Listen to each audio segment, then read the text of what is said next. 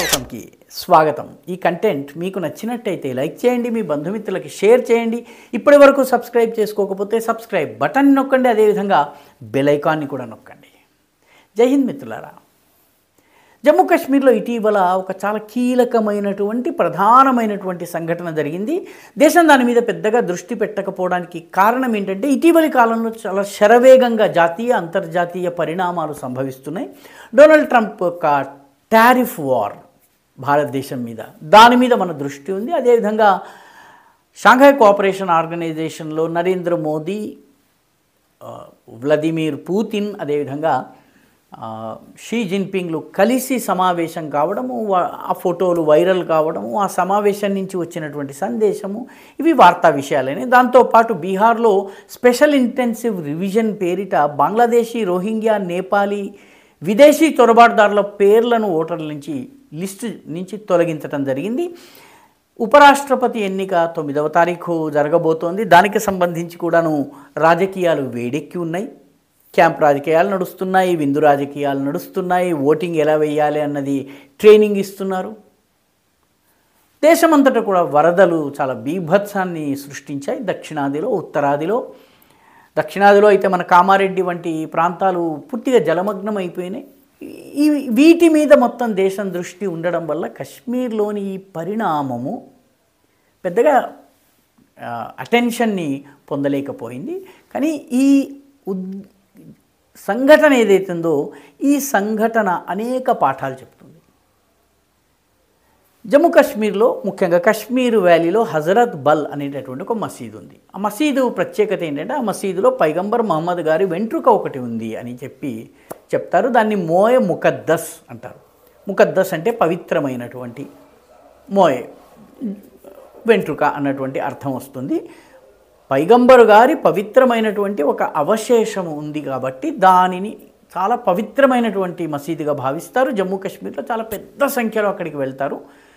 పెరుగుతున్నటువంటి శ్రద్ధాళువుల రాక, దీనిని దృష్టిలో ఉంచుకుని జమ్మూ కాశ్మీర్ రాష్ట్ర ప్రభుత్వం దాన్ని డెవలప్ చేసి, వసతులు కల్పించి, కొంత ల్యాండ్ని ఎక్వైర్ చేసి మొత్తం డెవలప్మెంటల్ వర్క్స్ చేపట్టింది.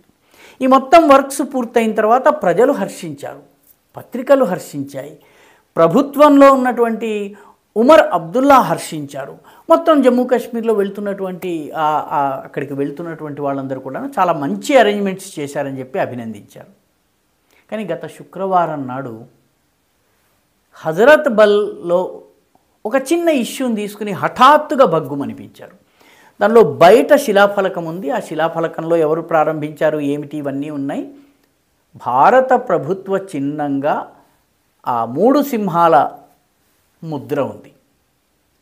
మా మసీదు లోపల 3 సింహాల ముద్ర ఉండడం అనేది విగ్రహారాధనని ప్రోత్సహించటము అని మతపరమైనటువంటి ఉద్రిక్తతల్ని రెచ్చగొట్టి కొందరు వచ్చి ఒక బండతోటి కేవలము ఆ 3 సింహాల బొమ్మని మాత్రమే బద్దలు కొట్టి వెళ్ళారు. జమ్మూ కాశ్మీర్కి సంబంధించిన రాష్ట్ర ప్రభుత్వ చిహ్నం ఉంది, అది కూడా విగ్రహమే, మూర్తి, అది కూడా ఒక ఇమేజ్, కానీ దాన్ని ఎవడు పట్టించుకోలేదు. కేవలము దీన్ని చేశారు. ఇది మా మతానికి సంబంధించింది కాదు అన్నారు. నిజానికి అశోక 3 సింహాల చిహ్నం ఏదైతే ఉందో అది బౌద్ధ మతానికి సంబంధించింది.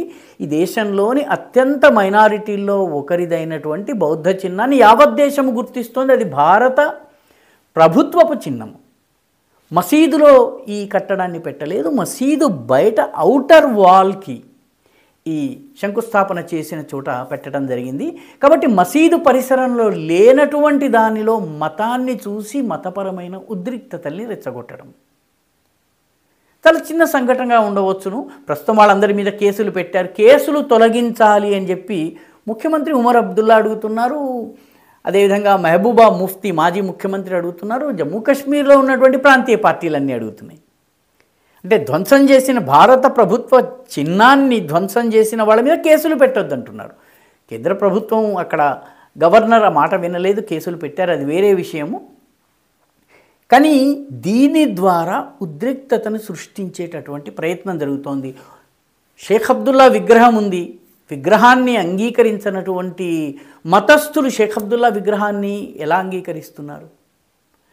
జమ్మూ కాశ్మీర్కి చెందినటువంటి రాష్ట్రం యొక్క చిహ్నము అదే శిలాఫలకం మీద ఉన్న దానిలో అభ్యంతరం ఎందుకు కనిపించలేదు? స్పష్టంగా శాంతంగా ఉన్నటువంటి జమ్మూ కాశ్మీర్లో ఏదో ఒక అల్లరి చేయాలన్నట్టయితే మతాన్ని ఆసరాగా తీసుకోవాలి. మతపరమైన ఉద్రిక్తత రెచ్చగొట్టిన తర్వాత దాని లాభాలు దానికి ఉంటాయి. ఎందుకంటే జమ్మూ కాశ్మీర్లో ఉగ్రవాదానికి సహకరిస్తున్నటువంటి ప్రభుత్వోద్యోగుల ఏరివేత నడుస్తోంది, వ్యాపారస్తుల మీద రైడ్స్ జరుగుతున్నాయి.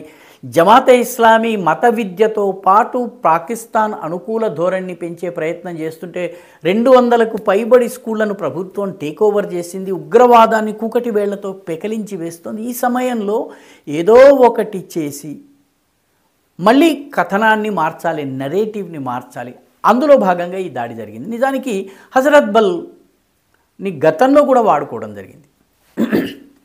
1965 యుద్ధానికి ముందు పాకిస్తాన్ ప్రయత్నపూర్వకంగా హజరత్ బల్లో ఉన్నటువంటి మోయ ముకద్దస్ పవిత్రమైనటువంటి కేశరాజాన్ని ఎవరో అపహరించుకుని వెళ్ళిపోయారన్నటువంటి పుకారు వచ్చింది. చాలా పెద్ద ఎత్తున అల్లర్లు జరిగినాయి. మొత్తం కశ్మీర్ లోయలో మత కల్లోలాలు జరిగిపోయినాయి. ఆ ఉన్న కొద్దిమంది హిందువుల మీద అత్యాచారాలు జరిగినాయి. ప్రభుత్వ ఆస్తుల విధ్వంసం జరిగింది టార్గెటెడ్గా. 60sలో జరిగింది ఇది. ఆ తరువాత మళ్ళీ ఆ కేశరాజన్ దొరికింది అని చూపించటము, దాన్ని చూపించిన తర్వాత ప్రజలకి అక్కడ ఉన్నటువంటి మౌలవీలు ముల్లాలు ఇదే అది అని చెప్పి వాళ్ళు చెప్పిన తరువాత ప్రజలు శాంతించారు. కానీ ఆ మధ్యలో దానికి వెనువెంటనే ఆపరేషన్ జిబ్రాల్టర్ జరిగింది. పాకిస్తాన్ చొరబాటుదారులను పంపించింది. ఆ తర్వాత ఆపరేషన్ గ్రాండ్ స్లామ్ పేరిట జమ్మూ కాశ్మీర్కి వెళ్ళే రోడ్డుని ఆక్యుపై చేసే ప్రయత్నం చేసింది. 1965 యుద్ధానికి దారితీసింది. సరిగ్గా ఇప్పుడు మళ్ళీ మూడు సింహాలు అశోక చక్రానికి సంబంధించిన సింబల్ని మతపరమైన చిహ్నంగా చూపిస్తూ దాన్ని ధ్వంసం చేసి ఆ పేరిట హజరత్ బల్లో చేశారు, రేపు ఇంకొక చోట చేస్తారన్నటువంటి ఒక భయాన్ని సృష్టించి మళ్ళీ జమ్మూ కాశ్మీర్ని 1980sలో ఉన్నటువంటి ఉద్రిక్త పరిస్థితుల వైపు తోసే ప్రయత్నం జరుగుతోంది. దానికి ఇది మొట్టమొదటి చర్యగా మనం చూడాలి. ఇది సక్సెస్ఫుల్ అయితే నెక్స్ట్ స్టెప్స్ ఫాలో అవుతాయి. ఎందుకంటే ఆపరేషన్ సింధూర్లో తగిలిన దెబ్బకి పాకిస్తాన్ డైరెక్ట్గా ఏమీ చేయలేదు, ఇటువంటి సంఘటనల్ని మాత్రమే చేయించగలదు.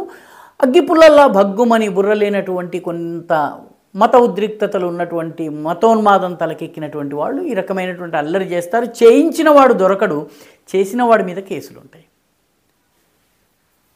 తమాషా ఏంటంటే ఉగ్రవాదము చాలా ఎక్కువగా ఉన్నటువంటి సమయంలో మహమ్మద్ గుల్ అనే పాకిస్తానీ ఉగ్రవాది చరారే షరీఫ్ అనేటటువంటి చాలా సుప్రసిద్ధ ఇస్లామిక్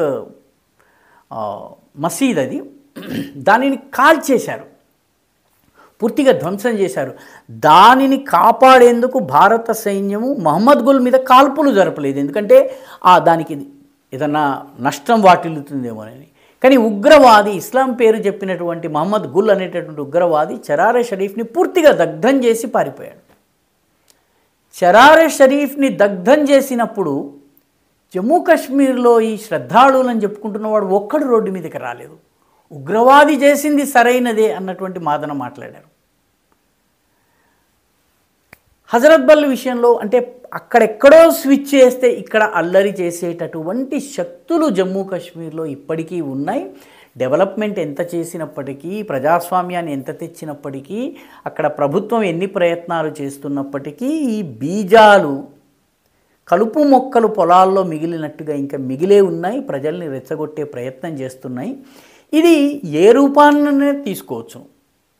కాబట్టి హజరత్ బల్లో జరిగినటువంటి సంఘటనను తేలిక తీసుకోవడానికి వీల్లేదు. దాని విషయంలో దృఢమైనటువంటి వైఖరి, అల్లర్లకు పాల్పడ్డ వాళ్ళని శిక్షించడము, అశోక చిహ్నము 3 సింహాలు అశోక చిహ్నము ఉన్నటువంటి భారతదేశపు గుర్తు ఏదైతే ఉందో అది మళ్ళీ అక్కడ ప్రస్థాపించటము, ఇది జరిగి తీరాలి. ఒక గట్టి మెసేజ్ వెళ్ళకపోయినట్టయితే రేపు భారత ప్రభుత్వానికి సంబంధించినటువంటి అన్ని చిహ్నాలని తొలగించేటటువంటి ప్రయత్నం జరుగుతుంది.